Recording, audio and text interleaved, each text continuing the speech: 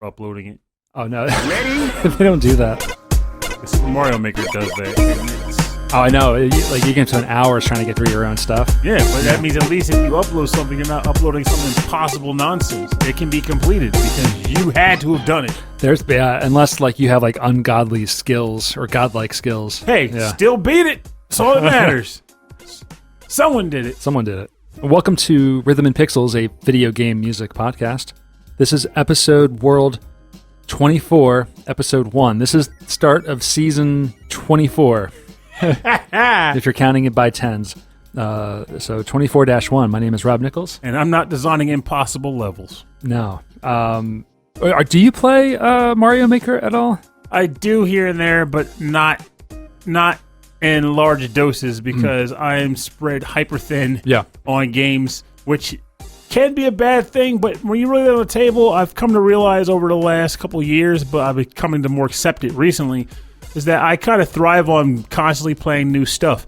It's a weird thing. I thought about, it came up early, actually it didn't come up yet, but we recently realized that SML just had its 600th episode. And it turns out that I have actually been doing reviews for his show since maybe episode 295, which means from episode 295 to 600, divide that by 2 because I usually do reviews every second episode. I have done a review for at least one game for every single episode. For every half episode, at least 150 episodes, I've reviewed one new game minimum. That is so many more games than I've played in 2 years, Pranav. Yeah, so factor that in with the fact that I also get my own games. No, actually more games than I played over the course of this podcast. Probably is a lot of games. And I just like playing new stuff. There's something to be said about just getting that rush of new mechanics and new imagery and new music. And it also kind of lets you dip your toe into multiple pots. It kind of needs to get an exposure to what's out there and what you can suggest to people. So someone might say, "Pro, what do you think of this game?" And I might not be able to say, "Oh, I beat the game. It's totally worth it." But by that same token, you could ask me for input on a minimum of 150 games from that period of time that I can at least say, I put some time into this. I experienced it. This is how I feel about it. Would I spend cash money on it? That's a question. But do I think the game itself in its own right works? I do think it works. So it's an interesting element there. But it's also just the fact that 600 episodes. It's of anything. Of anything. And for the record, I don't think I stated it. SML Podcast. That's the show that I also do game reviews on. And where can you find that? Honestly, he doesn't have a webpage, so it's Twitter. So it's the SML Podcast on Twitter, the SML Podcast on Facebook, and if he has it anywhere else, it's on YouTube, right? Yeah, that's right. He does have it on YouTube. That's right. Every episode's up on YouTube as well. Only warning is no timestamps, so you just kind of have to click and wing it. But otherwise, yeah, it's out there, and honestly, genuinely, it's a fun thing. In addition to where I come on this show and we hang out. I also like being on that show and hanging out too. It's become that thing where you go and it's a nice relaxing breather from the 9 to 5 rugged nonsense. So I usually record that show on Tuesdays and we do Rhythm and Pixels on Thursdays unless something happens, which life has done that a lot lately. Yeah, life finds a way to get the show going though, but yeah, the past few weeks we've been kind of off schedule, on schedule. It's usually good to keep a schedule. We don't always, you don't have to keep a schedule, but we just kind of do because we release every week. Mm-hmm. And so I need time to do editing and this and that. But I've been making time for games because I feel between being anxious and incredibly angry all the time, I am exhausted. I hear that. So I started playing games again, which is, of course, not unusual. But for me, it's... For you, it's different. You were doing other stuff that kept you out of the house or spending time with the missus that kept you off the games. A lot of gardening. Well, that kept me off the games for now. But I mean, that's not saying it as in it was a shot collar. I'm just saying time is a resource that is limited. And as a result, if you do anything that is not playing a game, if you want to play a game, theoretically it's keeping you off the games, but it's a choice. It's not like you're being made to do it. Yeah, exactly. I play games very differently, and I play them for different reasons, and it's really important that I am able to play it on my own time. And I feel like the games that I'm interested in and the games that I find really interesting are usually like these bigger RPGs or adventure games that are like, you can't sit down for like an hour or just 30 minutes and then put it down. Like the intro is like 3 hours on its own, and if I have to stop it in the middle of something, I'm not going to come back and be like, it takes a lot of these games take a while to get excited about, right? Sometimes I will say, and that's I feel like I'm sorry, I mean interrupt, but I feel like it's a thing that like anime does, where it's like, oh, it's good after like the 10th episode, like once you know the characters and everything's established. I'm like, but 10 episodes to get me excited? Like, you read a book, that first chapter should hook you. If that first page doesn't hook you, that's a problem. I will say, it's got to get you. I will say this though, there's something to be said about that though, like, because sometimes it depends on who tells you wait X hours till it gets good. And the reason I say that is because a lot of people, especially with video games, because the whole concept of video games is visual stimulation, visual and audio stimulation. So if sometimes a person will say that because it's not action packed at that point in the game. They want you to be firing on all synapses immediately. Yes. But when it comes to things like RPGs, a lot of the times what they'll do is they build it slow. They do world building stuff. So it's like, hey, these are tropish. Here we go. These kids go to school. It's a high school. And one of them is really good at science. And this kid is sort of a natural leader. And they're just kind of slowly collecting all the stuff. But to build the world, it's like... okay, now you're in a town. Go and talk to every person, whether you want to or not. Well, that stuff I get. That's just, to me, that's just poor design of the world building. Now, I will say there are really good examples of this, not even like recent examples of it being done right. Final Fantasy VII had that whole that whole intro in 7. Oh, the Mieko. I gotta play remakes so I can hear the proper pronunciation, because I don't know if it's Mieko or Mako. I think it was. I called it Mieko every time. It was M-Ako. M-Ako? So Mako. No, to Mako. No, it's an acronym. Nope.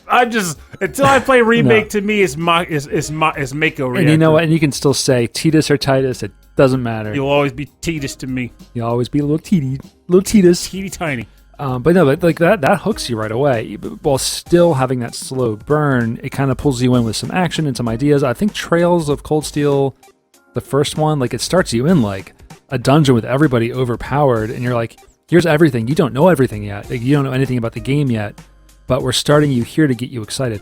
But that methodology can backfire though too. So like, and I would say personally, Cold Steel could do that.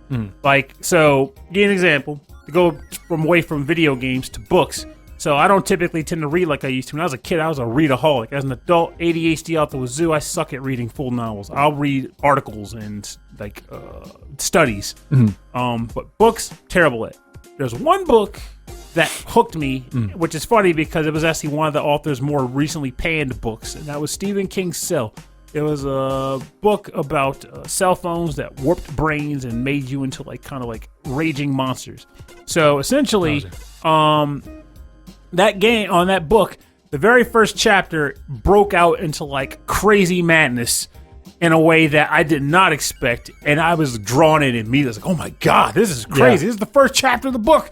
I'm ready now. This is a weird, wild world. And then from that chapter on, it was the typical Stephen King slow burn of dialogue and characters interacting and experiencing the world around them. But at that point, I was already drawn in. Now, by that same token, though, it was already a perilous world, though. So I was, even though it was slow, there was still like, concern. There was that edge. Yeah. But Trails of Cold Steel, what that game does is like it starts out with that run. It's like a, let's say 3/4 of the way through the game. It's a very tense moment in the game. And like you said, everyone's overpowered and you're just like kind of blitzing through it. But then after that, you get like 10 hours of a school. Yeah. And it's I stopped playing. Go find this kid's lost cat. Yep. It's like, no, that kind of took that raging intro and wasted it. Yeah, now, with that said, though. Thank you. I'm so glad you agree. I felt bad. I agree. But the game still works.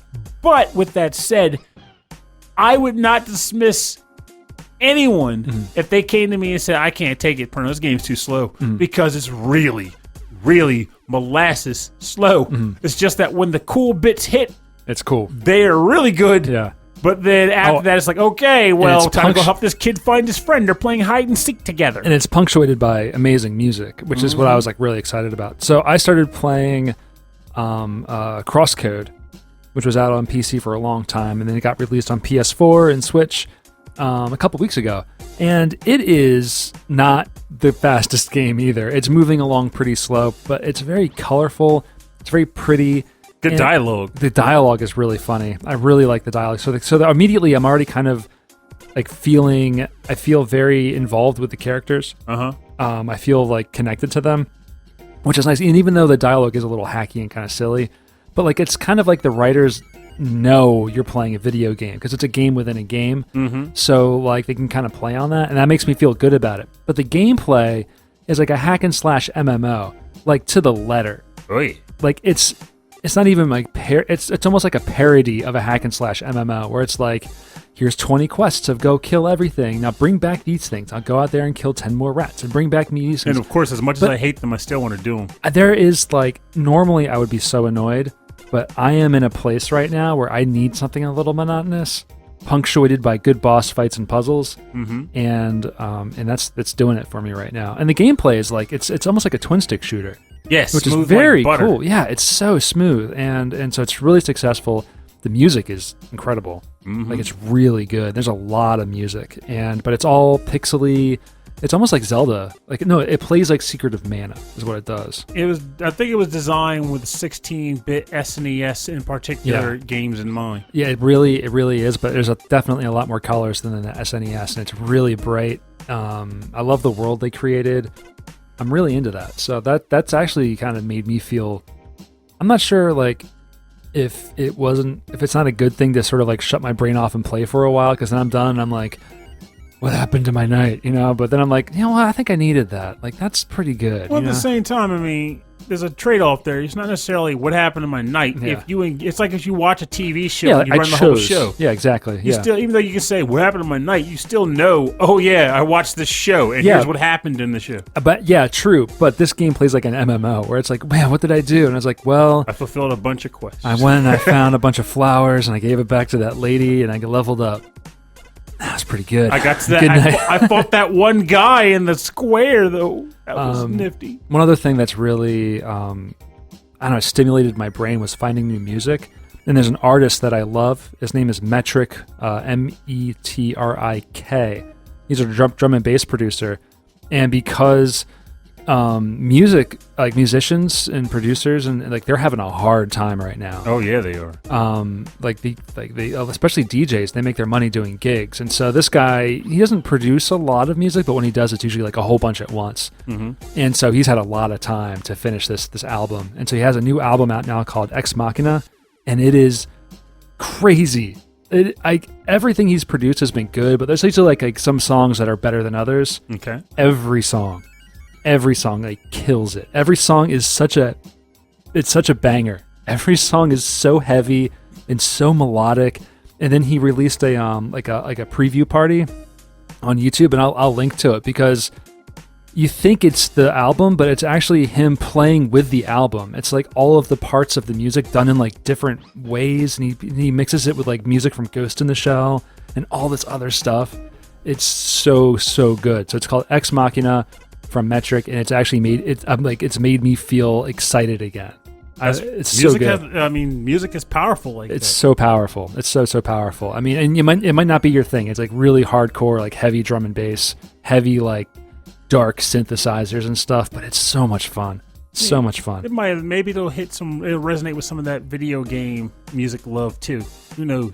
Yeah, I think so. Like searching for tracks for this episode has definitely hit it for me. Actually, one thing I wanted to mention before I forget that I think was funny. So, I think it was last week where our episode. Yeah, it was where we were talking about Capcom characters and where they turned up in games and stuff. Yeah, and I did mention Project Cross Zone, but I hadn't played it really at the time. I played very little of it. So all I thought, I was like, well, I know this character. I know at least Morgan's in it or something. And at that point, I was like, oh, that's it. And then, of course, like, it came up later. People were like, all these people were in Project Cross Zone. What are you talking about? I think it was Daryl that mentioned it. And one other listener mentioned it too. That guy. Daryl mentioned it. Like, I can't remember maybe what one other person did, but I ended up finally busting out, because I've been doing that lately. Like, I've been breaking out some of like my unplayed retro games and finally giving them a spin. So I dug out Project Cross Zone and started playing with it.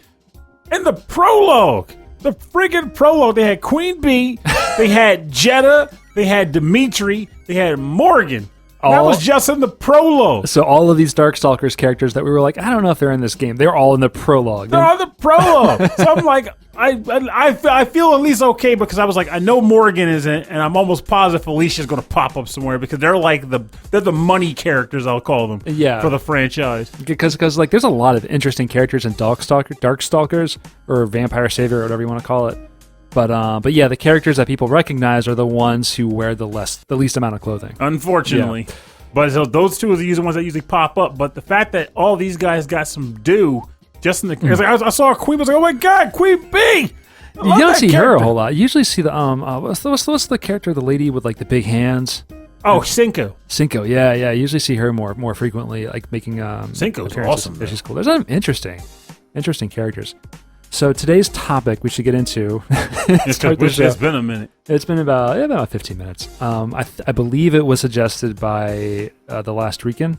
No, I think so. And then someone can correct me. But it is it's jams. It is pump up the jams. Music you can get pumped to. Yeah, it's get pumped music. So I'm imagining this is like music that like in your mind creates like a montage of you getting like super muscly and climbing the Empire State Building. I'll be honest. And chewing glass. I came at it from a variety of different angles. Ultimately, they all culminate in the same general sensation. Mm-hmm. But I approached it from multiple angles. It'll be interesting to see if I can nail it all down. Oh, I hope so. I hope that I can pick up what you're cooking. Yes, beans and rice. Can you smell what the Purnell has been baking? That's right. All right. Curds and whey. Well, this is the first episode of a new year, Purnell. That means I go first. You going first? That's right. What's the track? The first track is one that I swear up and down I picked for the show in the past, but I couldn't find it. All so right. I'm going to I'll tell you, I have a pretty good memory. So this is from the game Final Fantasy V. Well, we haven't played a lot of 5. And the track title is called The Fire-Powered Ship. And it's composed by Nobuo Uematsu. We know it, yeah. Oh, yeah, it is, Purnell. I don't think we played this one.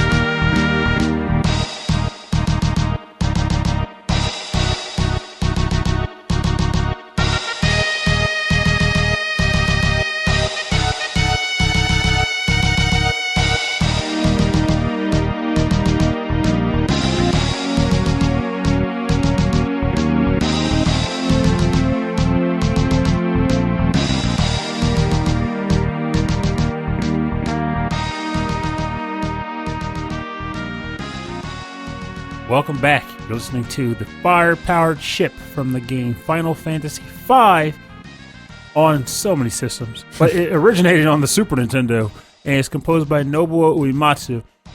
So, contrary to what one would expect, this has always been the track on the Final Fantasy V OST that's always stood at the top of the heap for me. It's not particularly the most dynamic, and it doesn't have as much going on with it as some of the other tracks do. But I don't know. Like, I think a lot of the reason why I hold it in such high esteem and why I listen to it so much is for the same reason why I picked it for this topic.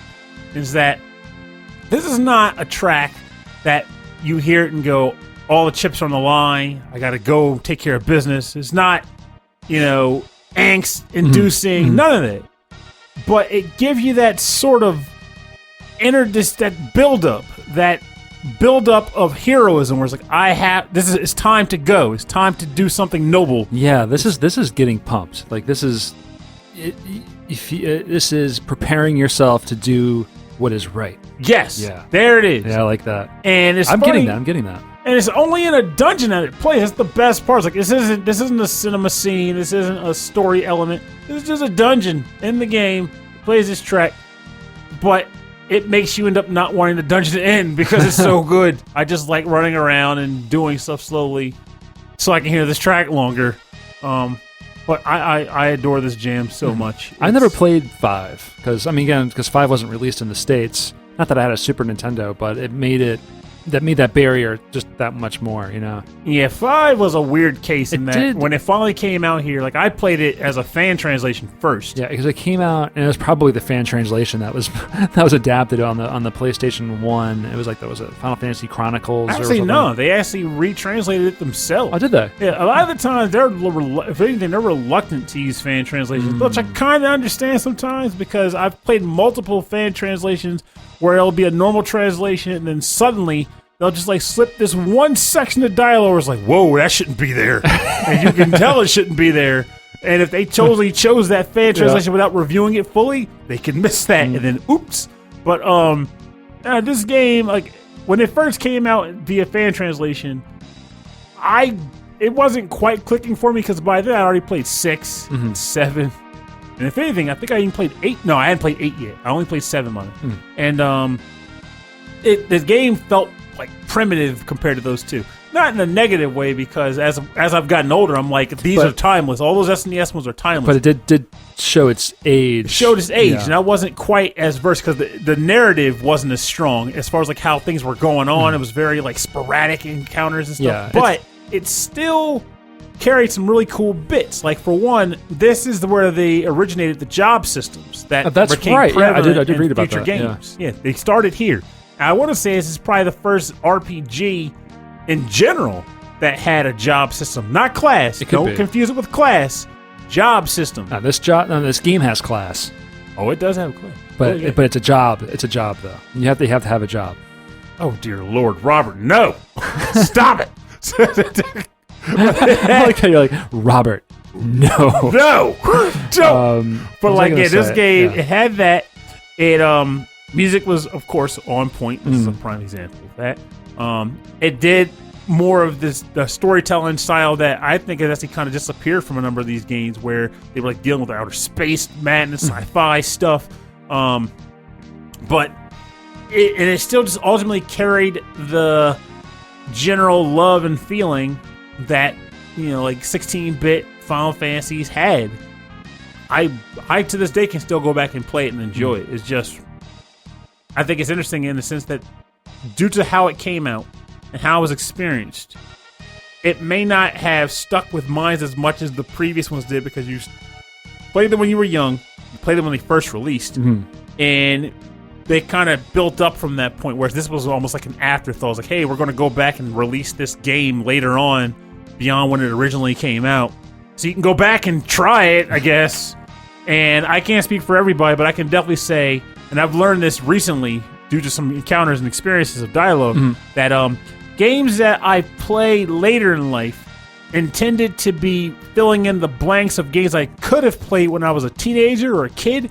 I just don't remember them the same. They don't stick as hard as those did. Oh yeah, it's like listening to music when at that age, at a younger age, it sticks with you. It makes an impression. But if it's like, you know what, I never really listened to Metallica, which is true. If I went and listened to it now and got really into it, it's not going to stick. Yes, it's not going to stick with me. You know. And that's definitely the case with like video games. Like sometimes there are certain games that can buck that trend. But those have to be games that really connect. They gotta stand out. I know that once I start playing Super Metroid, that's probably going to be one of those. Funny thing is, that's a game that didn't stick with me too well. Like Metroid 2, oddly enough, stuck with me more. Okay, you know what stuck with me, even though I played it after the fact, because I never had a Super Nintendo as a kid, and I wasn't really into RPGs as a kid, but when I finally got around to playing Chrono Trigger, that game is incredible. Yes. Like, even I could play it today, right now. And just and recognize like how amazing it is. Like it makes you feel emotional for all of the people in the game. It's fun. It's colorful, and the music is so good. It just everything about that package draws you in. Chrono Trigger houses a solution that Square Enix wishes it could figure out the solution to and rebottle it. Yeah, I don't know what it is. I'm thinking maybe it was whatever team they had at the time. I bet anything that's probably what it was. I almost even question that now because I've seen a number of cases lately where like companies will try to get like these masterful teams back together to again strike lightning twice. It was so long ago. They just can't do it. A lot of these developers and these writers, they're much older. Maybe they're just done. I don't know. They're not done, but like they just. What they're doing now is different. Like you just can't recreate what that was, you know. Mm-hmm. It's like that Metallica album. They can't record it again. I don't even like Metallica. I don't know what I'm talking about. It's so like that Metallica thing with the song. All right, so I picked tracks that I use actually to get pumped up for other things. So my first track is a track that I use to get pumped up for when I go to play DDR. Not pump it up. Not pump it up, no. And this isn't even like DDR. This is like, of course, this is from the game Ys 8, Lacrimosa of Dana. Interesting. Because I played this track and it gets me pumped, and so now I play it all the time. Though. No, it's Night Survivor. Good choice! Yes, this is Mitsuo Suehiro, who's credited as Mitsuo Singa. And this, like, all of my tracks today are just like crazy, like off the wall stuff. So this is Night Survivor from Ys 8, Lacrimosa of Dana. I guess I should dedicate this to Chris Baines. Sounds about right. All right. This would be a Chris jam. Yeah.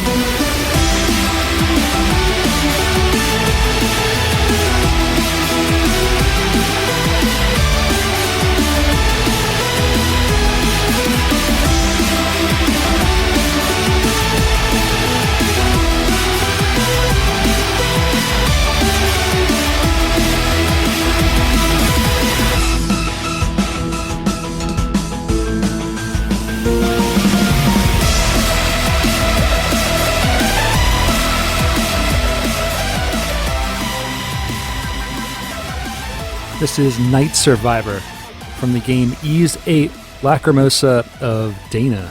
I almost said danger. Lacrimosa of Danger. That would have been appropriate. Composed by Mitsuo Suehiro, who's credited as Mitsuo Singa. And yeah, I've never played Ys 8 or any of these games, really. This song is awesome.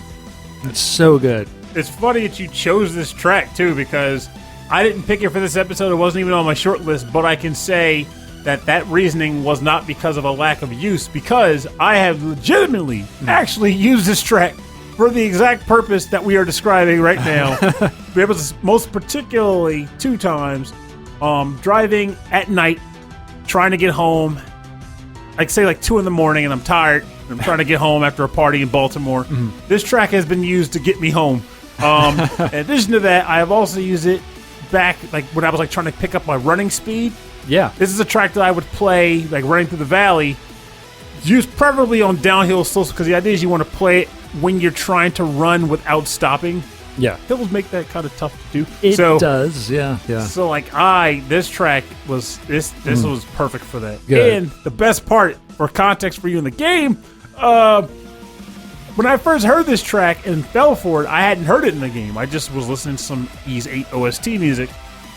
Playing it in the game proper, oh god. Yeah. It does the job, because I'm playing on Nightmare. And this sounds like a Nightmare mode like song. It is. Yeah. So there are missions you can take in the game where you go specifically at night to run runs and protect the camp that you're all housed at.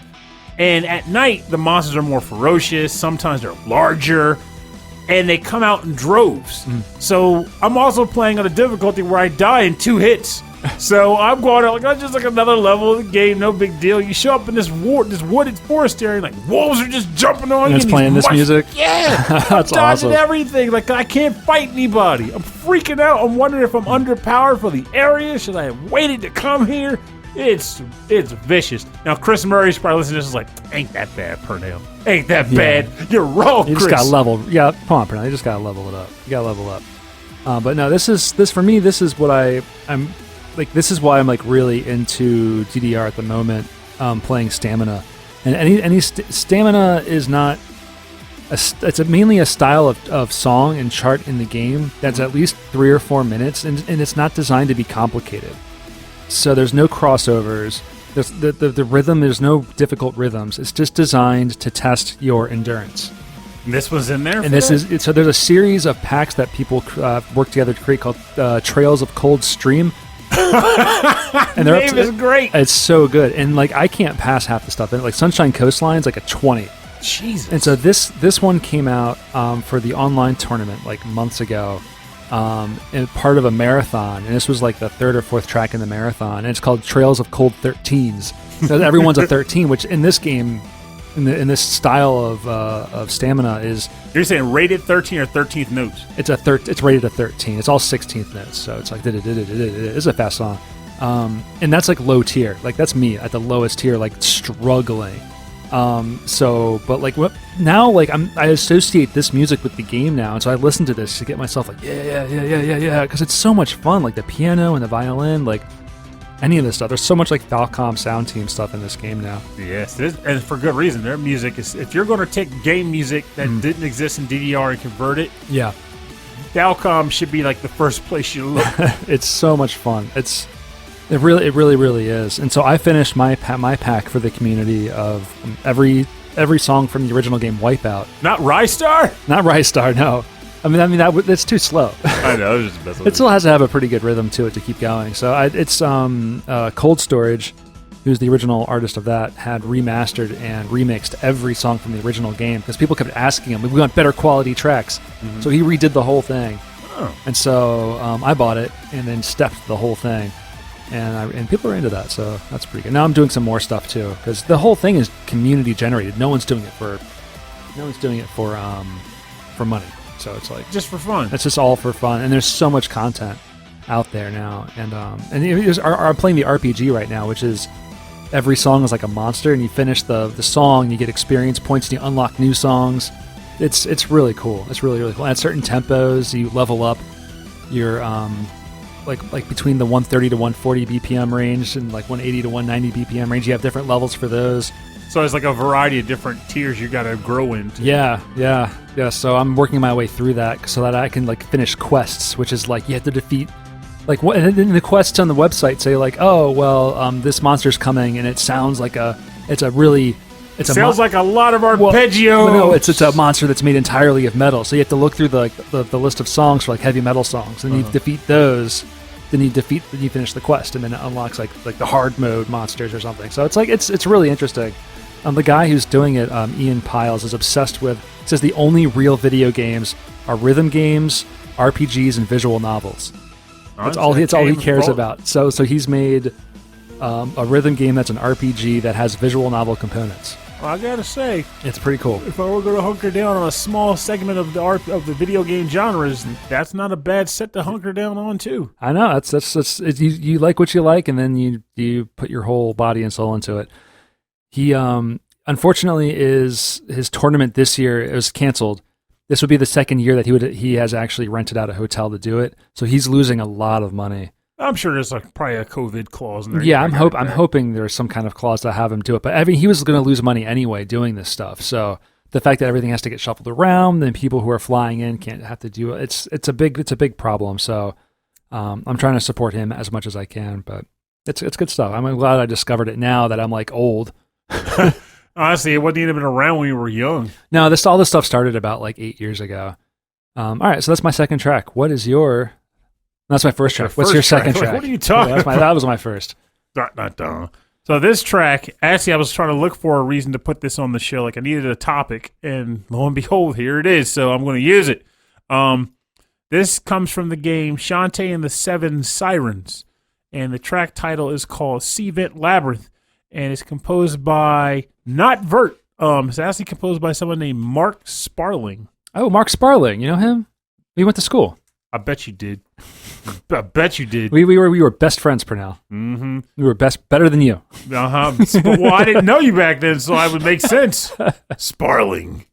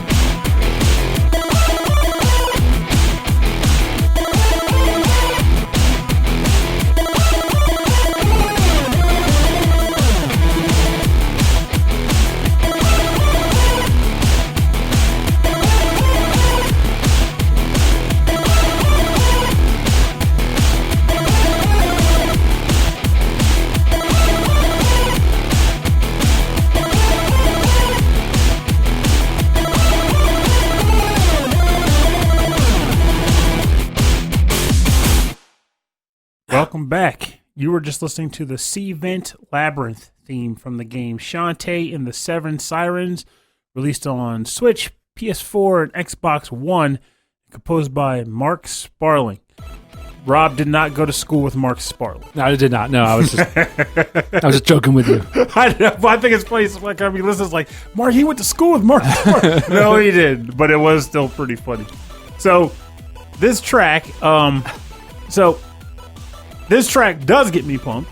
It is a track that I heard, I guess, like a month or two ago. I ended up reviewing the game, and it's funny because Rob and I are bopping to this thing. Yeah. And when I first heard it in the game, I was excited. Like, I loved it, and I was like, I gotta hear more of it. So I went out on the internet to see, of course, what other people thought of it as I was trying to find a place to go listen to it. And this track has such mixed opinions. Also, it was released on Apple Arcade. There's one I was missing. For good reason. People were basically like, either people loved this track or they abhorred it. Really? Like, how? I don't even try cool. to. I tried to even ask. Like, I don't know. Well, I mean, okay, is the rest of the soundtrack like chippy? No, this one stands out. So there are multiple composers on this thing. Not to say that Mark Sparling only did like one track; he did a bunch on it. But this track, I will say, for Shantae, is not a normal Shantae track, and even for this game, which is different from typical Shantae OSTs because Bert didn't do it, this stands out even on that OST, which may also be partly why I liked it so much. The dungeon itself even gets mixed opinions because it's one of the longest dungeons in the game, and a lot of people like to I've seen people complain that they thought the dungeon was too long. They wanted to be able to get through it and move on within like 30 minutes. Whereas I, being who I am, was like, this music is fantastic. I want this little take as long as it possibly can so I can keep hearing it. And I did the whole thing in one sitting because I was having a freaking ball. You're like, this is good. Yeah, my philosophy typically boils down to like, if I'm having fun, it doesn't have to stop for any particular reason. Let it keep going, in which case this dungeon nailed it. And it has some great puzzles in it as well.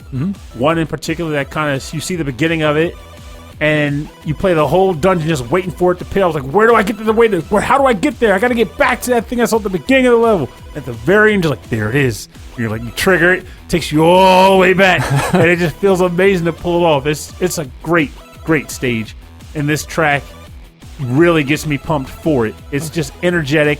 It's fiery, which is fitting because you're in a volcanic underwater cave. It's just good. I love this track so much. So Mark Sparling also did the music to A Short Hike. Oh! Which we also played on the show. It's very different from this song. Yes, it is. That's a very relaxing OST. Yeah, that's a very chill... Anti-pump. Anti-pump, yeah. This is the opposite of pump. The antithesis of what pumping up is. It's mellowing down. I guess it's letting the air out. It's deflating. It's deflating. It's not. Besides that sounds awful. It's a deflating soundtrack. No, it's like breathing. It's like breathing out. Like if this song is breathing in, it's a breath of fresh air. That soundtrack is breathing out. But this is breathe in, breathe out. Oh God. No, I really enjoy this a lot. I thought it reminded me of the artist Chipsel. Yeah, except for the heavy guitar, which I don't think she tends to have.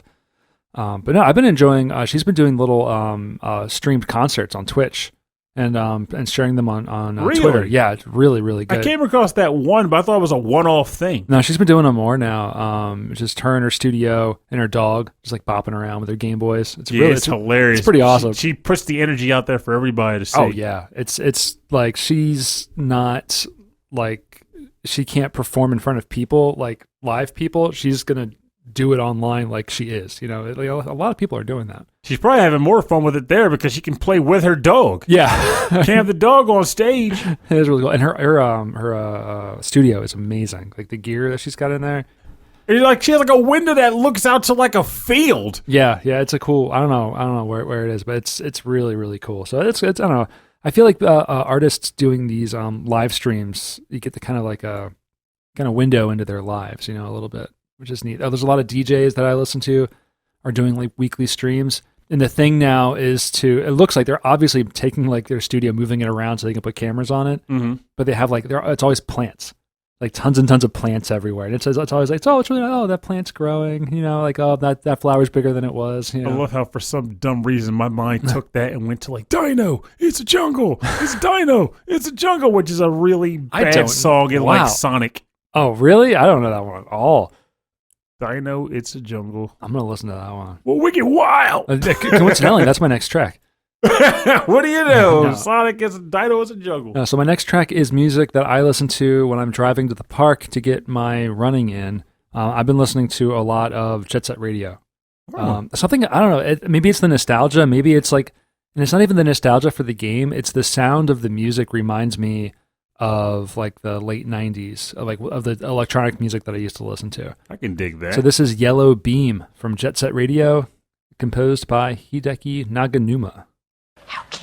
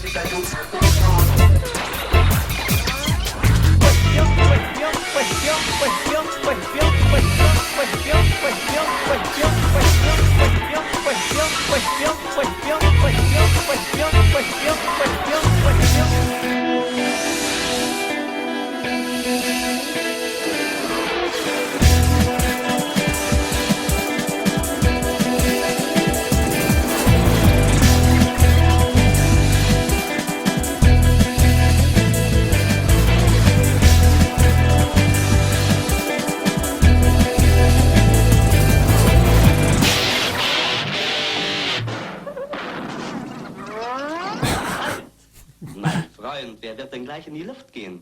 Greife lieber zur HB, dann geht alles wie von selbst. That was Yellow Beam from the game Jet Set Radio, composed by Hideki Naganuma. And that's Hideki Naganuma, like all over it. The guitars, the weird samples from wherever. Milk's place, Milk's place, Milk's place. Yeah, the Milk's rapping place. that doesn't make any sense. Milk's place. Even towards the end, there's like this music, there's this sound. It sounds like scraping of metal, which I think it fits with like the grinding all over the city, but like it's weird that it's part of the music, you know? It does have that one thing I like in some songs. I don't hear it very often in games, but when I do, I like it, which is, for whatever reason, when they'll take a track and they'll play it, but then in the background of the track, they'll just have a conversation happening. Yeah. And I can't explain why I like it. The first time I ever heard it in the game was in Persona 1 in the Diva Yuga dungeon, where it's just like two people having a conversation, and I ended up eventually digging it and learning that was a sample from like a movie or something. But yeah, I think that's like a thing of like this early electronic music, people just sampling wherever they could find. There was an artist way back in the day. His name was Scanner, and he would perform with like drum machines and synthesizers and a radio scanner, and just picking up conversations and stuff from like early cell phones. Oh, And that's all he did. So he would like find conversations and pipe them into a live performance, and then play music around like the tone of the conversations, which is so dicey though. I know, right? I mean, if you look up his music now, I doubt that a lot of that is out there. I mean, if it is, I don't know if it's been recorded. It's been so long. But can you that's imagine what he listening did. to this guy and be like, wait a minute, that's me? I know, right? Like, or maybe he sampled some weird people talking or yelling at each other. I mean, So- I'm assuming he at least maybe filtered it. It wasn't just like random on the spot stuff. It could be like some really disturbing dialogue. He's like, It could've I been. can't mix over this. I need to call the cops. Well, I guess it's all kind of a part of a performance art, you know, type thing. And I was really into that like abstract artsy, you I know. stuff back in the day. You introduced me to Square Pusher, which of all the weird music I listen to, I still think that's probably the weirdest thing I'm down with. That and Deerhoof, which came from Chris Smith. Oh yeah, any of my weird musical tastes came from Chris Smith too. Well, there it is. Yeah, He is the epicenter of weird taste. He is to blame. Like half of my record collection, he is to blame. He's like, Rob, you gotta listen to this. I'm like, oh, thanks. Like This involves a track where for the first 2 minutes, the lead artist is just drinking milk. yeah. Oh man, what do we have? It was Lou Reed, and it was called Metal Machine Music. So Lou Reed, what was this famous song? I'll think of it later. But Metal Machine Music is literally a record of just grinding noises for an hour. And it makes you genuinely start to wonder, like, what is this about someone's hearing and the way I don't know how their hearing portfolio. What would be the technical term for that? Walk on the Wild Side, you know. Hey, walk on the wild side. Okay. But then he had an album that was like, I don't know, maybe it was like the 60s or the 70s, and it was all like weird stuff. Yeah, Metal Machine Music. But it's like it makes you wonder, like, what would it be? What would it be that would allow someone's mind or hearing to process a sound like that and go, "This sounds great"? Yeah, I don't know. But there are commonalities there that everyone has. Like, I'm sure there's like that abnormal person, but like I don't think there's a person I've ever come across that can stand scratching chalkboard. Okay, so I mean, I haven't thought of this in forever. So Wikipedia is saying it was an artistic choice. I always thought it was like a big middle finger to the record industry. Like he had to make another record, so he was like, "Well, here's this one."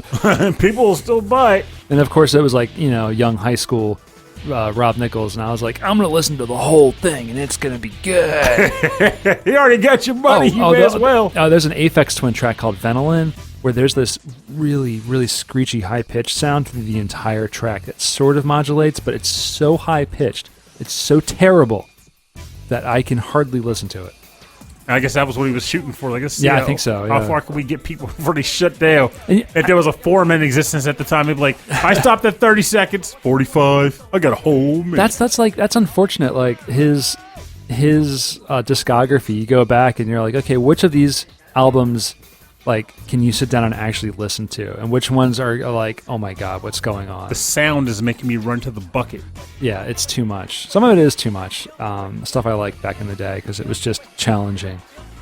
I tell you, Square Pusher, there were a couple songs there where I was like, should I like this? I'd still like some of his earlier stuff is crazy good because he's such a good bassist to begin with. But like, yeah, his rhythms got a little out of hand. It was literally just like freaking ticker tape machine. Like, like I'm listening to this. Why? I don't know, but I like it. I don't understand my sound taste anymore. Nothing makes sense. Yeah, nothing makes sense. All right, so what is your next track, Bruno? Oh, this is another example of a track that I genuinely can't believe I've never picked for the show, but it's the first time for everything, and you got to remedy this. This comes from the game Dragon Slayer, Legend of Heroes. This is the boss battle theme from that game, and it's composed by Ryo Yonemitsu. Oh, okay.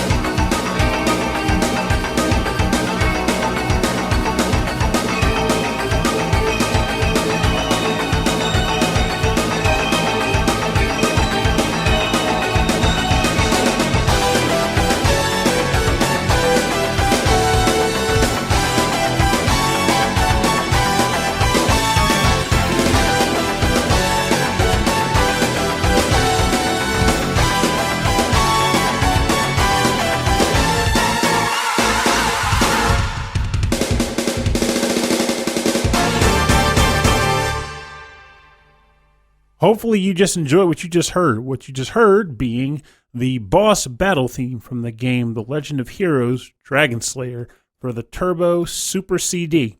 This was actually arranged by Ryo Yonemitsu, but of course composed by the Famicom sound team. Mieko, Ishikawa, and Masaaki Kawai. So, again, I'm surprised I never picked this for the show proper because this has been one of those childhood and forever since tracks that gets me going, gets me riled up and fiery. This plays, of course, in the aforementioned game. It plays during boss battles, but unlike what you're used to with a lot of RPGs or JRPGs even, this game is broken up into chapters. And each chapter, you explore an area of the world, you adventures like caves and fight monsters and such. But each chapter culminates with a boss battle. So maybe it was just because I was younger at the time, maybe it's because it was the hardware. It's like, oh, cool, TurboGrafx RPG. But the fact that you knew that the end of the chapter would result in one of these battles, and this music was used to accompany that battle, it got you especially riled up to go. Like, you're ready to take this guy out, finish the chapter, save this country, or whatever you're doing for that particular moment, save the Sonya, whatever you were doing. And also at the time, I wasn't as good at these games as I am now. Bosses, if I didn't prepare myself properly, in this case grinding, would just decimate me. And that was very true for this game. Like, bosses could mop the floor with you if you weren't prepared for them. That means get the max level of equipment that the area has to offer, get your levels in check, all those things. And one level really can make all the difference in this game. So it's one of those like really like tightly like put together. Not tightly, but you know what I mean. Like it's an early RPG where like one level to the next is actually like a huge boost in strength, and it makes all the difference in the world to like. It's almost like the levels are the gatekeeping to keep you from just like progressing the game. Yeah. I think that's maybe how it was designed. You know, rather than like getting to the next level of a platformer.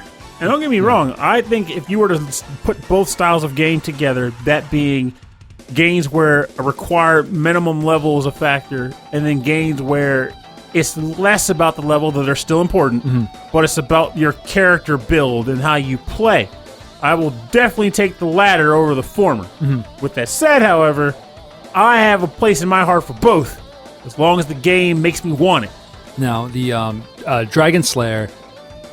Legend of Heroes, the Dragon Slayer. Or not the Dragon Slayer, but it should be the Dragon Slayer. Anyway, Chris Smith used to have a joke where he would sing the Dragon Slayer blues. What? It's such a Chris Smith joke, right? Like, I just hate these dragons. It was him doing Steal like... all my gold. It was doing like, I'm going to slay this dragon. He destroyed my village. You know, I'm gonna kill the dragon that destroyed got the dragon. Yeah, got them dragon slaying blues. And then it made me think of Ninja Sex Party has a song called "The Dragon Slayer," where he's talking about how like he's at a party and he's like, "Look at all these guys. This guy's a football player." And this guy, you know, he can charm you with his muscles. And this guy's a scientist; he's super smart. But have any of them killed a mythical beast? Not like this guy. It's such a Ninja Sex Party song where he's just trying to impress a girl with fake facts. Did you not going well? Like, did you know in the kingdom of Azmastad, there's a dragon that lies perched atop the mountain of Gilgamesh? And only I defeat him. Like, that's not a real country, Pernell. Don't you tell me what it is. Where I heard that? That's a name. Gilgamesh is from a game. Oh, it's from a game? Okay. I made the other thing up. Oh, okay. Anyway, this track is like the most Falcom track ever. You know, first of all, it's an arranged song from like an earlier PC Engine game or PC 98 game. And it's, of course, it's got a full like 2-minute guitar solo. Like, you know, that's Yonemitsu being like, you know, this song needs a guitar solo. And Mieko Ishikawa was like, yeah, do it. There's just more. I feel like the Turbo CD, at least for me, I haven't played a ton back then. I wish I had the money at the time. I would have. But I feel like so many Turbo CD games are just like defined by guitar-led OSTs. Yeah. What's the one that's really famous? The side-scrolling shoot 'em up. Lords of Thunder. And Gate of Thunder. And Gates of Thunder. Just like people are like, oh yeah, that's right. Like early like video game soundtracks were like metal. Like they were like here to like blow your socks off without the use of blast processing. It's like, hey, we can do this Red Book audio thing now. What should we do? Orchestral? No, more guitars. More guitars. I mean, that's the Falcom way. Yeah. So my last track gets me pumped to play video games again. This is the second battle theme from CrossCode. Oh, cool. Yeah, I think it's a great get pump song. It's like there's from the crab. The crab? No, it's just the main battle theme, but it's called Battle 2. It really is the main battle theme. It's what starts up when you initiate battles in the game, and you can initiate them anywhere, or that there's enemies. But like it just starts up, and you can avoid the enemies very easily, which I really appreciate. But I'll talk about that more later. This is composed by Deniz Akbulut. I hope I'm pronouncing that correctly. This is Battle 2 from CrossCode.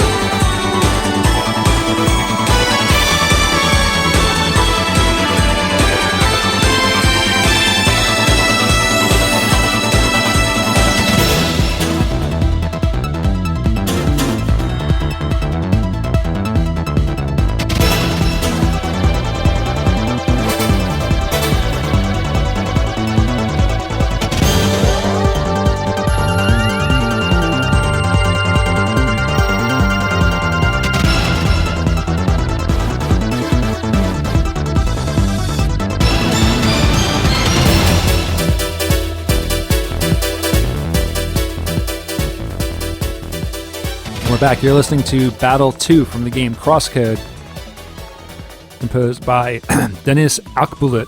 And yeah, that opening right there is a pumped up feeling. It's so good.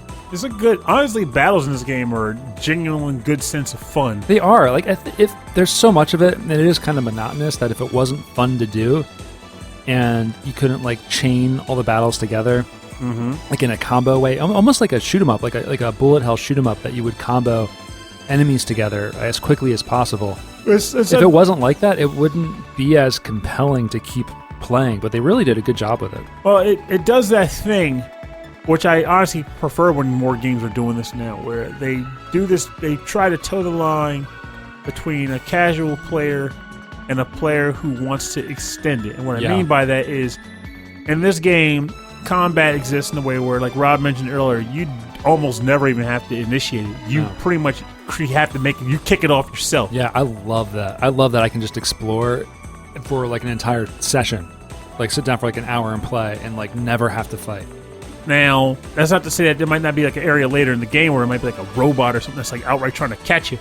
But for the most part, if you're out in the field, in the wild, easy breezy, beautiful cover girl. Yeah, there's monsters everywhere. You can bump into them and you'll never initiate the fight. It's great. In addition to that, once you do trigger a battle, you fight it, win, and stop. And if you do, eventually it'll run its course and you'll heal all your hit points and your stamina. So it's almost like you don't even have to be concerned about dying or not. Like, hit points are not an issue. Right, but if you're trying to chain as many enemies as you can before, like, you have a timer every time you attack an enemy and it kind of goes down. So if you're trying to keep it all together, like, you can go down to almost no health, and suddenly in your mind you're like, I could run away and stop right now. But to do that, but I lose my combo. That's right. And of course, the reason you want to keep a combo is for better loot.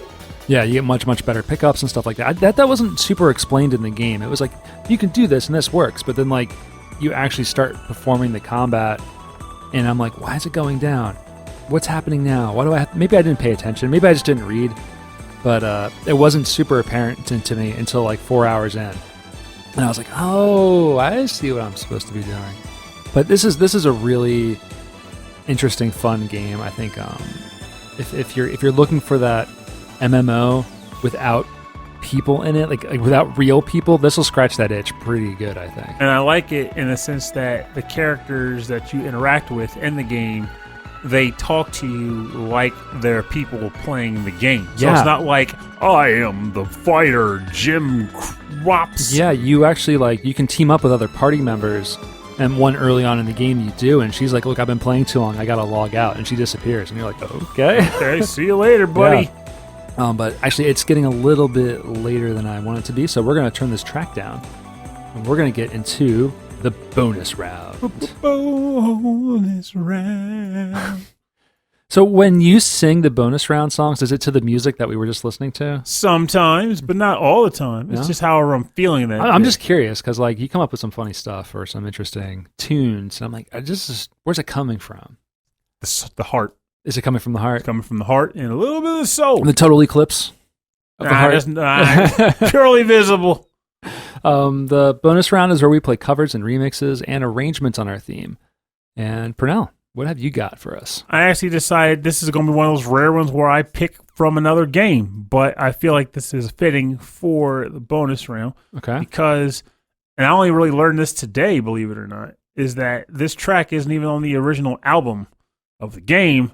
Someone had to rip it and share it with the world. Because you can't get off the OST. So this is from, and also this is going to have mixed responses. I get it, but gets me pumped for the game itself. Okay, I mean, this fits if it's still original music, but it's hard to find, it fits the bonus round. All right, so let's see how this goes then. This track is called Atoteki Hero, and it's the opening theme from the game Mugen Souls for the PS3, and it's composed by Kenji Kanako with vocals by Keiji Shininafune.